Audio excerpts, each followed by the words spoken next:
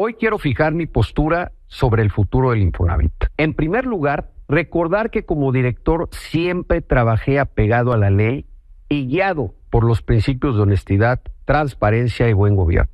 Fue la gestión de mi sucesor en el instituto, David Penchina, la que realizó un pago indebido e inexplicable por 5,000 millones de pesos.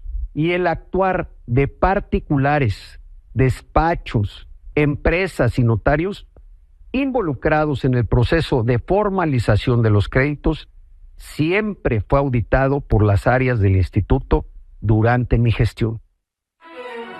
Buenas noches, gracias por brindarnos el honor de su sintonía en este viernes 20 de diciembre. De esta forma, el senador de Morena, Alejandro Murat, defendió su gestión al frente del Infonavit, asegurando que trabajó apegado a la ley y con transparencia. Esto ante las recientes denuncias hechas en la mañanera sobre una red de corrupción dentro del instituto entre 2013 y 2018. Murat destacó que en su titularidad logró otorgar más de 1,5 millones de créditos y que poco antes de dejar la dirección inició las gestiones para crear un programa de movilidad hipotecaria. Pero este tema de la reforma al Infonavit sigue dando de qué hablar en la Cámara de Diputados, pese a que aún está pendiente por discutirse, y es que las bancadas de Morena y PAN chocaron sobre su aprobación. Por un lado, los legisladores morenistas expusieron que las modificaciones que están haciendo tienen que ver con crear un sistema de vivienda orientado al tema social, mientras que los panistas dijeron estar preocupados por la desvinculación financiera del Estado ante los trabajadores. Cambiemos de tema. Hoy la presidenta Claudia Sheinbaum negó que hubiera existido una negociación con los senadores Miguel Ángel Yunes Linares y Yunes Márquez para que votaran a favor de la reforma al Poder Judicial, luego de que por ello ambos fueran expulsados del PAN y ante los rumores sobre su posible adhesión a Morena. Sheinbaum dijo que dicha decisión le corresponde a la dirigencia del partido. Es una decisión de ellos haber votado en su momento a favor de la reforma al Poder Judicial. No hubo una negociación hasta donde yo sé de que iban a entrar o no a un partido político. Y en todo caso es una decisión que tiene que tomar pues la dirigencia de Morena, de si de acuerdo a los estatutos pudieran entrar o no. Hablando de temas políticos, Jesús Zambrano, ¿se acuerda? El ex líder del PRD, anunció la creación de un nuevo partido político tras la pérdida del registro del Sol Azteca en 2024, aunque el nombre se definirá el siguiente año. Será moderno y enfocado en nuevas generaciones, dijo que no será dirigente, dejando el liderazgo a otros. Este proyecto se suma a iniciativas como el Frente Cívico Nacional, el Partido Encuentro Social, para registrarse ante el INE. Se requiere una opción partidista socialdemócrata, es decir, de centro progresista, o quitándole los adjetivos de izquierda, derecha, que se erija como con las banderas de las causas de la gente. Claro que se requiere. No podemos permitir que el país se nos siga desbaratando como está sucediendo, pero debemos tener esa capacidad para que estos nuevos movimientos se consoliden y los liderazgos nuevos se pongan al frente. Vamos al tema de la elección judicial. La presidenta Claudia Sheinbaum habló sobre ello. Señaló que durante este proceso lo que se debe buscar es la honestidad y quitar el régimen de corrupción, aunque dijo estar convencida de que el pueblo de México sabrá elegir a sus juzgadores el próximo 1 de junio.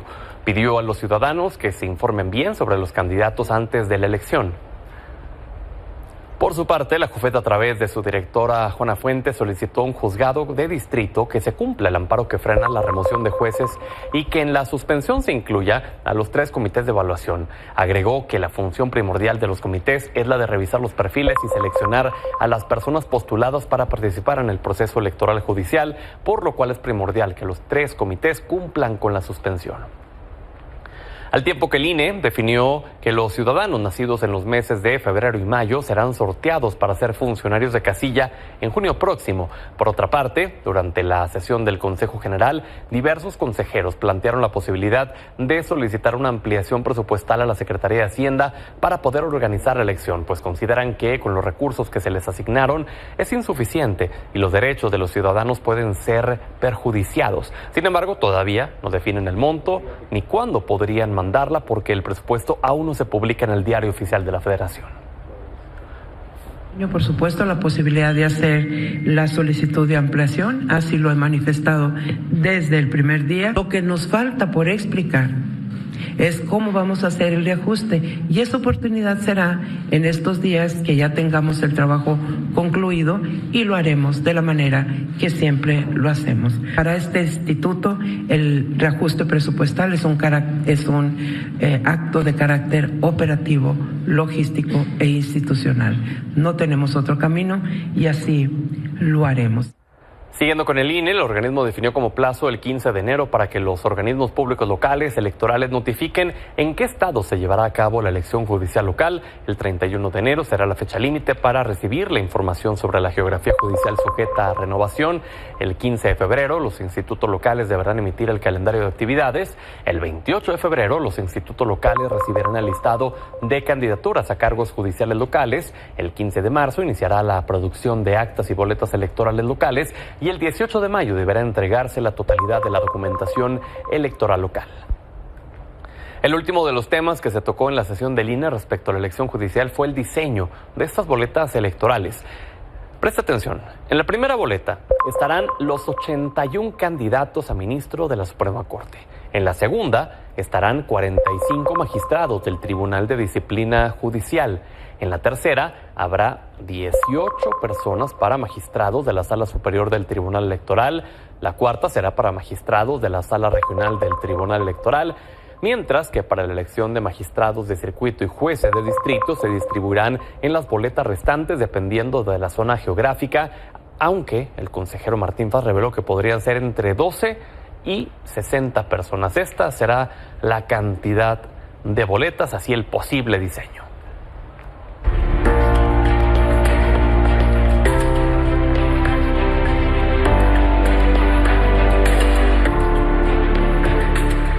En este espacio estamos platicando con quienes están aspirando a formar parte de la Suprema Corte de Justicia de la Nación. En esta ocasión tuve la oportunidad de platicar con el maestro Bernardo Batis, miembro del Consejo de la Judicatura Federal y ex procurador de Justicia, con Andrés Manuel López Obrador, que en ese tiempo era jefe de gobierno de la Ciudad de México. Seguimos en este especial que estamos haciendo aquí en Milenio 20 Horas rumbo a la elección judicial del 2025. Le agradezco al maestro Bernardo Batis que nos abra las puertas de sus oficinas para poder platicar con usted. Gracias, maestro. No, gracias a ustedes y a ti especialmente, Pedro, y pues nos conocemos apenas, pero he sabido de ti y de esta carrera importante en el medio. Gracias, maestro. Hablemos de cara a esta elección judicial. Usted se inscribió para ser ministro. Cuéntenos por qué. Yo me inscribí para ser ministro por dos razones, fundamentalmente. La primera, porque sentía yo que había que reforzar, que apuntalar el proceso que inició como un proyecto de reforma a la Constitución para democratizar el Poder Judicial, pero que se topó con una resistencia muy fuerte. Y yo pensé que inscribiéndome, pues daba yo un testimonio de lo que estoy convencido, de que democratizar al Poder Judicial es una decisión propuesta por López Obrador. Se le da continuidad en la presidencia de nuestra actual presidenta Claudia Sheinbaum, pero mucha resistencia dentro del mismo Poder Judicial y con los clásicos críticos de los cambios. Lo tomaron como una bandera, y dar un testimonio de parte mía de que estoy de acuerdo, pues fue inscribirme para ser ministro de la Corte.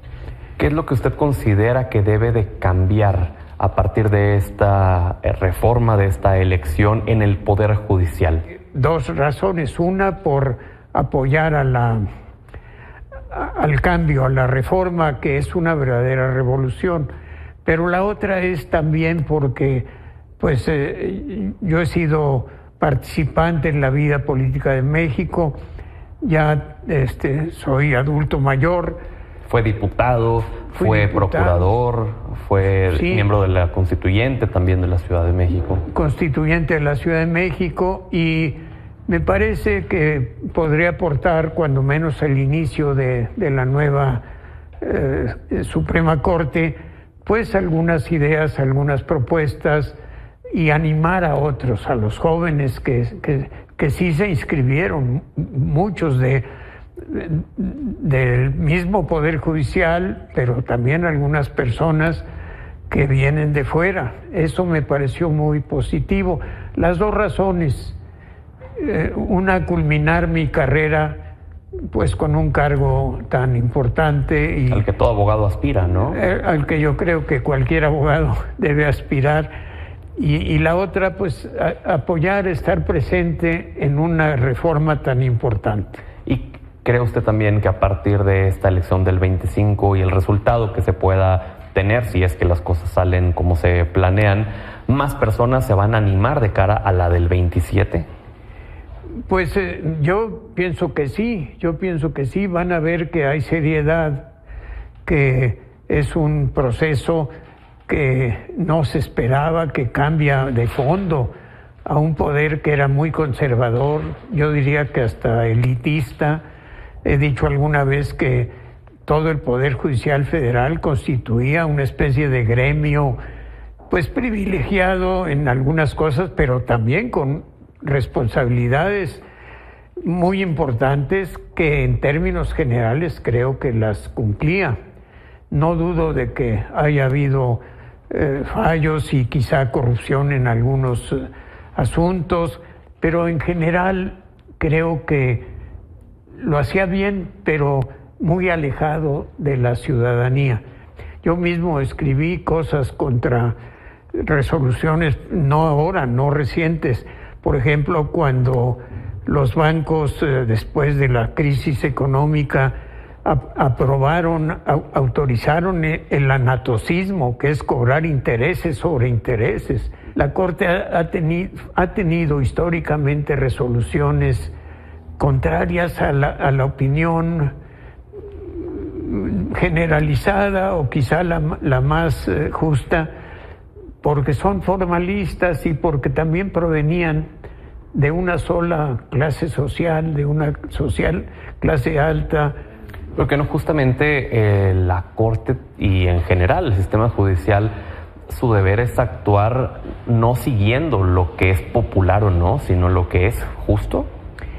Ese es el deber. Tienen que resolver conforme a la ley, en primer lugar a la Constitución, la ley suprema, las leyes secundarias, principalmente para el Poder Judicial Federal, la ley de amparo, la ley orgánica del Poder Judicial Federal. Eso tienen que apegarse a la ley, pero la ley tiene formas de interpretarse.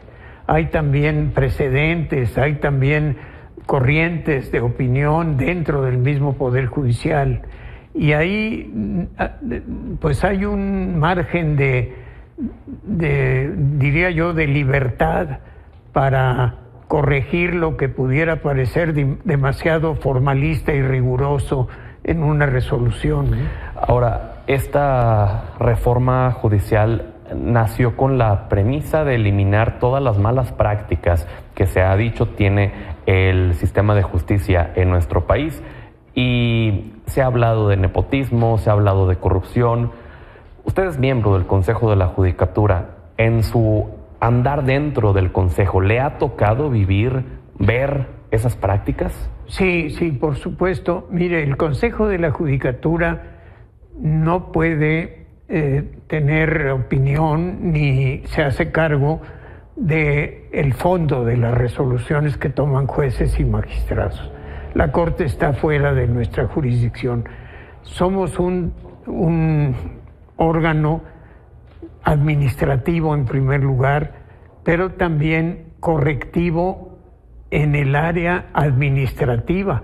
Es decir, si un juez comete faltas, si cae en este vicio del nepotismo, si es excesivamente exagerada su exigencia a su personal en horarios, en trabajos, o luego lo que a veces también ha sucedido, lamentablemente con más frecuencia de la que hubiéramos querido, que hay acoso no solo laboral, sino acoso sexual.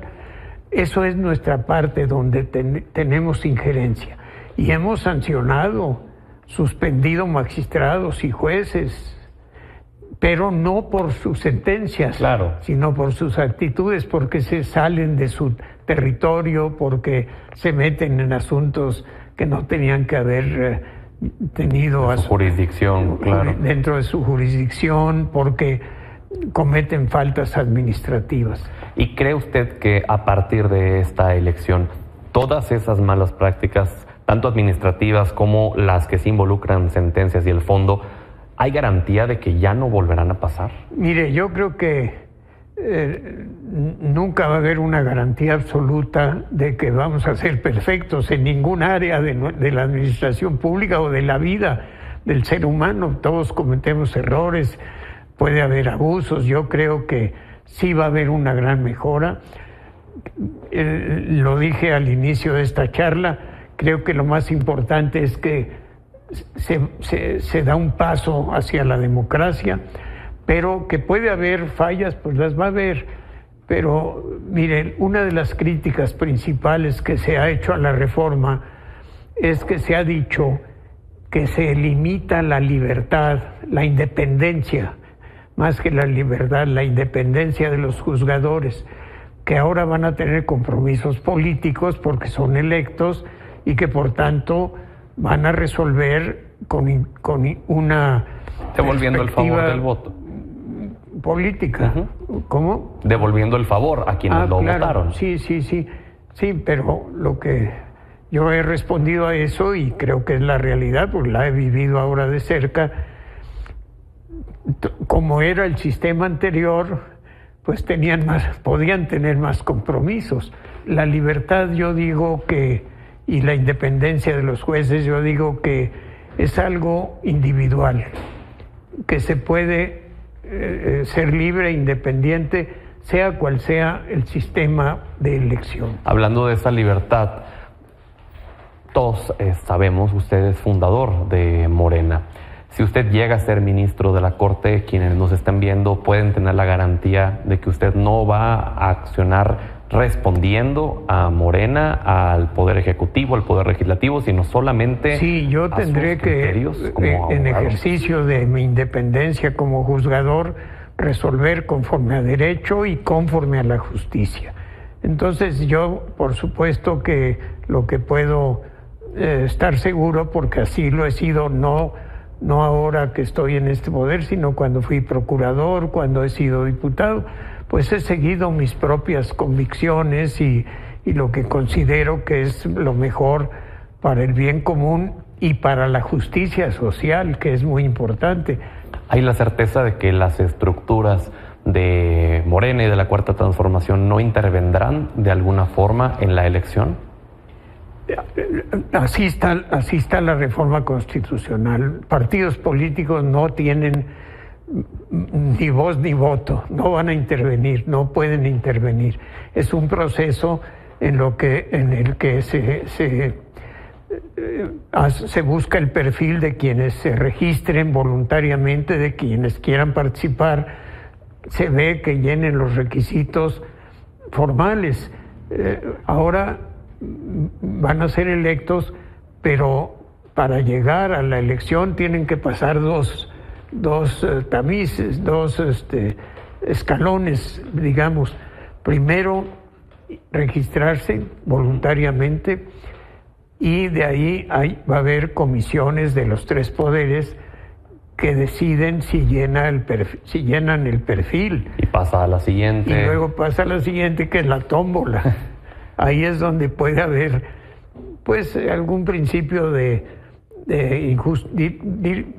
injusticia, porque pueden eliminarse buenos perfiles y pueden pasar a la siguiente etapa perfiles de menor calidad. Claro. En esta parte final de la entrevista me gustaría hacerle 4 preguntas rápidas, con respuestas concretas y rápidas. Lo primero que usted tenga en la mente al respecto. La primera, en el marco de esta elección y de lo que podemos visualizar de lo que será el Poder Judicial post-elección, ¿qué opina de la división de poderes? Bueno, es una fórmula del Estado moderno que viene históricamente como una solución muy importante contraria a la dictadura. La división de poderes tiene como objeto equilibrar los poderes, que ninguno se exceda ni abuse, que unos se equilibren a los otros. ¿Habrá división de poderes en México después de la elección Yo judicial? creo que habrá, que la ha habido, a veces muy evidente, a veces no tan evidente, pero que sí la hay y que la habrá, pues es un paso que tenemos que cuidar los ciudadanos. ¿No será una Suprema Corte sometida al Poder Ejecutivo? No, estoy seguro que no lo será. Se ha hablado mucho de eso, es una de las críticas que se han hecho. ¿Qué opina de la supremacía constitucional? La supremacía constitucional ahora se usa como una novedad, pero siempre ha existido. La ley suprema es la Constitución, en la jerarquía de las leyes es la que está en la cúspide. ¿Y mediante el voto se elegirá a los mejores o a los más populares? Pues como no va a haber ni colores ni partidos, yo creo que vamos en camino a que se elijan a los mejores, que los ciudadanos se acostumbren a votar por el perfil, por la historia, de las personas que van a participar, por su capacidad, por lo que han hecho, y también porque va a haber tiempo en radio y televisión por lo que digan que van a hacer. ¿Habrá el tiempo suficiente para que las personas conozcan a todos los que están aspirando? No está fácil, pero yo creo que pues dentro de las dificultades se podrá vencer esa también. ¿Ve riesgo de que el narco intente cooptar a jueces, a magistrados, incluso Pues ministros? La verdad es que no lo veo, aunque es posible que lo intenten. Y ya por último, ¿cuál es la causa principal que defiende el maestro Bernardo Batis? Pues mire, yo diría que la causa que más me interesa es la justicia social, que haya una mejor distribución de la riqueza. Maestro, muchísimas gracias por su valioso tiempo. No, a usted, gracias, muy amable.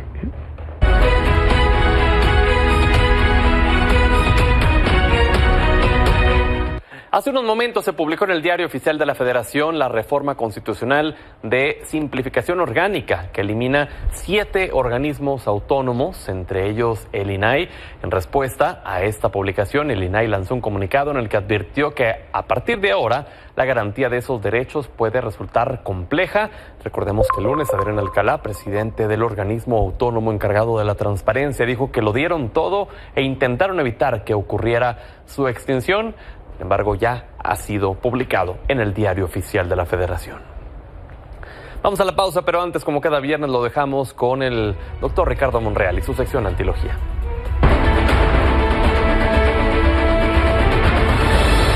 Pedro, buenas noches. Me da gusto saludarte a todo tu auditorio y a tus colaboradores.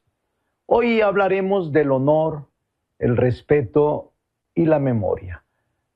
Pedro, en el país hay más o menos 450,000 hombres y mujeres cuya misión es dar seguridad y protección a cerca de 130 millones de habitantes.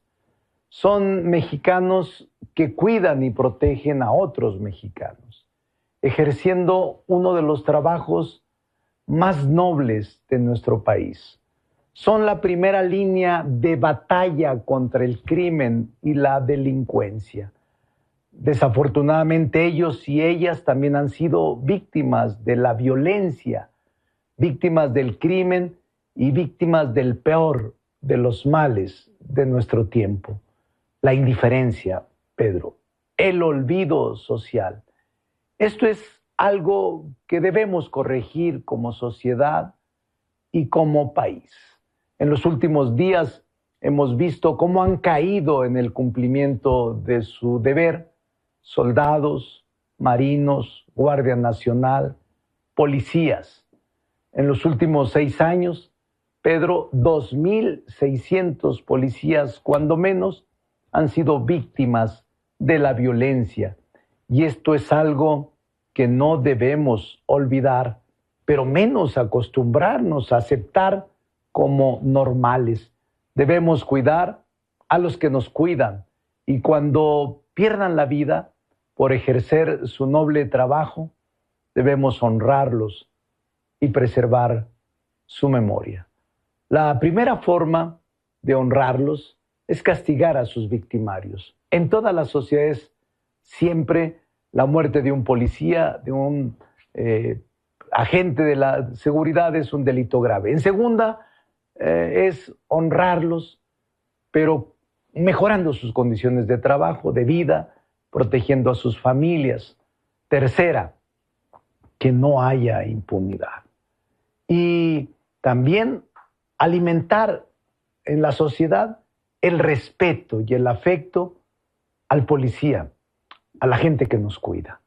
No será fácil, pero lo vamos a lograr. Confiemos en la presidenta Claudia Sheinbaum, que la estrategia que ha asumido es la correcta. Nosotros la avalamos y la respaldamos. Saludos. Hoy el embajador de Estados Unidos en México, Ken Salazar, reconoció que hay grandes inquietudes por el futuro del TEMEC ante el regreso de Trump a la Casa Blanca. Sin embargo, confió en que continuará la relación entre México, Estados Unidos y Canadá. Al ser cuestionado sobre las amenazas de Trump de las deportaciones masivas en nuestro país, el diplomático dijo que sí pueden ocurrir debido al marco legal. Justo sobre el TEMEC, la Comisión de Seguimiento para la Implementación y Revisión del Tratado, así como la Comisión de Economía del Senado, se reunió con el secretario de Economía, Marcelo Ebrard, para establecer una estrategia coordinada a fin de dar seguimiento al TEMEC, del cual se acordó fortalecer el cabildeo con legisladores de Estados Unidos y Canadá. Desde Estados Unidos, el canciller Juan Ramón de la Fuente aseguró que el gobierno de México ya tiene lista una estrategia para enfrentar la posible deportación masiva que emprenda el gobierno de Trump, destacando que será anunciada por la presidenta Claudia Sheinbaum. También se le preguntó al canciller si tenía previsto una reunión con el republicano, la cual se limitó a decir que se dará cuando sea oportuno. Detrás de todo esto hay un llamado a la unidad nacional, que por supuesto tiene que ver fundamentalmente en estos momentos con las circunstancias de contingencia que puedan presentarse y que afecten a nuestras y nuestros connacionales en los Estados Unidos. Habrá un plan de acción para cada una de ellas dentro de estos parámetros generales, y son tiempos de trabajar juntos, de sumar esfuerzos. Esto contrasta con las recientes declaraciones del gobernador de Texas, Greg Abbott, quien lanzó una campaña para disuadir a los migrantes de intentar viajar a Estados Unidos. Como parte de esta estrategia, presentó unos carteles con los que dijo advierten a los migrantes sobre las agresiones sexuales y otros peligros de los que pueden ser víctimas en su camino a la Unión Americana. Esto a través de mensajes como ¿cuánto pagaste para que violaran a tu hija? Tu esposa y tu hija van a pagar el viaje con su cuerpo, los coyotes mienten, o si cruzas ilegalmente hacia Texas serás encarcelado. Así, el republicano. The ashes we see here are from trees they burned down.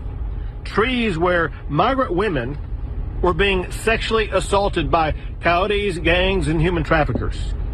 They are known as rape trees. The consequences are that the people coming here, they could be raped, they could be assaulted, they could be killed. But the consequences also are, if they do make it across, they will be arrested, they will be jailed, and they will be deported. Y precisamente al sur de nuestro país se encuentra un contingente de aproximadamente 1,000 personas integrantes de la caravana denominada La Peregrinación. Esta mañana, con pancartas en mano, la caravana protestó en la plaza central del municipio de Pijijiapan, esto en Chiapas. Los migrantes exigieron a la presidenta Sheinbaum su intervención para detener la persecución en su contra y solicitaron un salvoconducto que les permita regularizar su estancia en el país. Asimismo, demandaron autorización para transitar libremente hacia la frontera con Estados Unidos.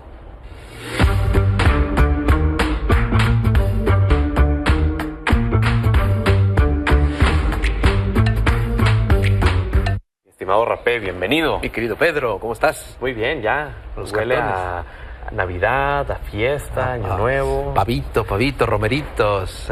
A buen ambiente. A buen ambiente, abracitos y el frito. ¿Ah?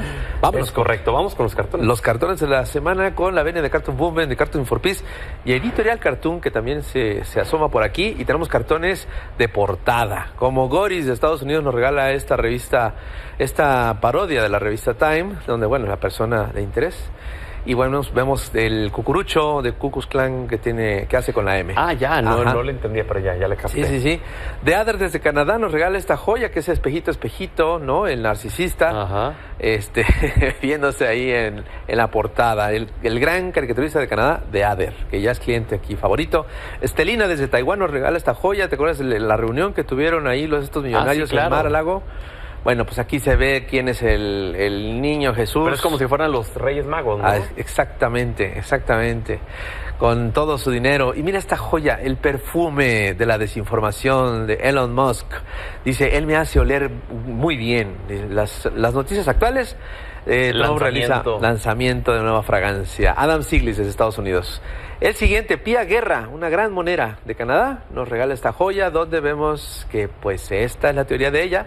Elon Musk es el titiritero. Porque ahí está en el juramento. Exacto. Cuando están en un juicio, les piden jurar sobre la Constitución, decir la verdad. Así y es. entonces ahí está jurando Donald Trump, pero quien lo está manejando es Musk. Exactamente, gran dibujo de Y ahora gárgalo, mira. Es la barba. Este es un cartón, ¿no?, de concurso, señoras y señores, de primer lugar. El gárgalo desde Portugal le regala esta barba de Al Jomani, o Al Jomani, creo que se pronuncia, y bueno, pues vemos que son los miembros de ISIS. Gran cartón. El siguiente es a Vilarte desde Cuba, a quien le mandamos un abrazo. Vemos que aquí el Santa Claus pues no es muy bonito que digamos. Misiles. Exacto, misiles. Es Benjamín Netanyahu con un ataúd incluso en lugar de trineo. Órale. Y es un cartón también bastante interesante. El que sigue muy bueno es Tiago Lucas desde Brasil. Vemos que bueno, pues el pesebre ya cambió un poquito. Ahora es inteligencia artificial, es la nueva era y son los likes. Y allá atrás. Los likes, me encantan las reacciones. Inteligencia artificial. Vámonos con el siguiente. Bueno, este es un tal Rapé de México. Mira nomás. Ese lo conozco. Un tal Rapé. Y bueno, vemos aquí también pues la magia de la calamidad con cierto refresco que bueno, ya está más que evidenciado lo que provoca en la salud de los mexicanos y con este alto consumo que hay en México. ¿Políticos lobistas? Los lobistas, los lobbies, los que hacen lobbies, esos son los más peligrosos. Y Tiago Lucas desde Brasil nos regala también esta joya donde yo creo que esa es una fake news. Los Reyes Magos. Los Reyes Magos. Es un cartoncito de Navidad. Muy bueno. Cuidado con los fake news. Mi estimado, nos vemos la siguiente semana a distancia. Nos vemos a distancia. Qué honor tenerte con nosotros todo el año. No, hombre, feliz Navidad, viejo. De una vez. A la familia. Igualmente, para ti los tuyos. Vamos a la pausa, regresamos.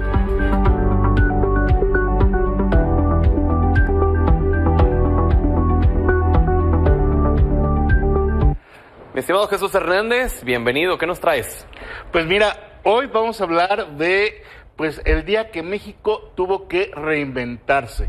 ¿Y por qué hablamos de esto? Hace 30 años, justamente un 20 de diciembre, pero de 1994, se dio uno de esos capítulos que marcaron la historia de México con el error de diciembre, que a lo mejor para muchos jóvenes no es precisamente algo que hayan vivido, claro, pero es algo que todavía hoy tiene sus efectos. Yo tenía un año ahí. Fíjate, justamente hace 30 años se dio lo que a nivel internacional se convirtió en el llamado efecto tequila y fue pues básicamente un crack del sistema financiero y económico en México. ¿Y a qué se debió eso? ¿Qué fue lo que pasó, no? Hay que recordar un poquito de contexto de cómo era México en ese momento, ¿no? El dólar no flotaba, el dólar estaba, digamos, libre y demás. Se decidía incluso hasta por decreto, ¿no? Cuánto estaba, la economía no andaba tan bien. Y bueno, a alguien en el gobierno se le ocurrió, ¿no? Meter al dólar al peso más bien, en una banda de flotación para que pues no se dieran devaluaciones como se hablaba en ese entonces, que pues pegaban fuerte a la economía, sino que fuera pues graduándose, ¿no?, el impacto día a día como hoy ocurre. El error de diciembre no fue eso, sino que el gobierno decidió juntar a un grupo de empresarios, banqueros, que les hizo saber esta información antes de ejercerla, antes de darla a conocer, y pues aprovecharon el tiempo para blindar sus negocios, comprar dólares, sacar dinero, y eso fue un duro golpe a la economía que provocó que de un día para otro pues se cayera ni más ni menos que 45.3% el valor del peso. Fue el peor diciembre, el peor fin de año que hemos tenido en la historia desde que se tiene registro.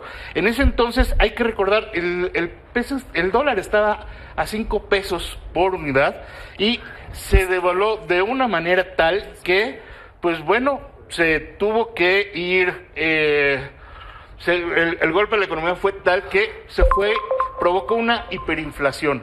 Y ahí vemos cómo pues estaba a 5 pesos por dólar. 1994, la línea roja, clarísimo, 45.3 menos en devaluación, la más grande que hayamos tenido. Y bueno, a partir de ahí pues ha venido creciendo, digamos, esta economía. Nunca hemos tenido un crack así. Ahora, ¿qué pasó con esta salida de dólares? Tenemos por ahí el siguiente gráfico que pues vemos que nos quedamos por esa salida sin reservas internacionales, lo cual debilitó la posición de México para poder hacer frente a la deuda externa, que era cuantiosa en ese momento, y para pagar los compromisos de pues los intereses y demás de la deuda. Esta caída de 57.38 también es histórica y lo que generó fue hiperinflación, la subida grande de precios. Habrá que recordar, y muchas familias seguramente lo vivieron y nada gratamente, como para pagar una tarjeta muchos tuvieron que vender el auto, la casa, deshacerse pues probablemente del negocio, ¿no? Mucha gente que tenía empresas y estaba comprando maquinaria y demás, al elevarse la deuda en dólares, pues o quebró o tuvo que vender el negocio. Okay. Y por supuesto también hubo una parte de pues gente que aprovechó la oportunidad, que tenía la liquidez y que adquirió esas casas, esos negocios, y eso provocó la polaridad del ingreso. Claro. ¿Qué ha pasado a partir de entonces en estos 30 años? Pues bueno, hemos aprendido a poner candados a las instituciones bancarias, hemos aprendido que la política económica tiene que ser más transparente, se le dio autonomía al Banco de México y eso ha provocado que, si bien hoy en día lo que queda de esos rastros ha crecido de, pues, cuando se creó el IPAP, que te acuerdas que sucedió al FOBAPROA, heredó una deuda de 688 mil millones de pesos. Bueno, eso hoy equivale a 994 mil millones de pesos. Una huella grande. No se puede pues digamos que achacar 100% a el error de diciembre, porque ha habido otros quebrantos financieros y otras cosas que han entrado ahí, pero sí es un tema que todavía sigue estando hoy presente en la economía. De 2018 hacia acá se hizo un ajuste o un cambio de metodología. Bueno, la administración pasada dice que bajó en términos reales 14% esa deuda, pero bueno, lo importante es que hoy se han puesto candados, está el IPAP con la protección de los ahorros de la gente, y la idea es, aprendimos que México debe ser ordenado macroeconómicamente para que algo así no vuelva a pasar. Jesús, muchísimas gracias, como siempre. Un gusto. Igual estar con ustedes, como siempre. Gracias, Jesús Hernández, y gracias a usted por habernos brindado el honor de su sintonía. Que tenga un excelente fin de semana. Nos vemos el lunes.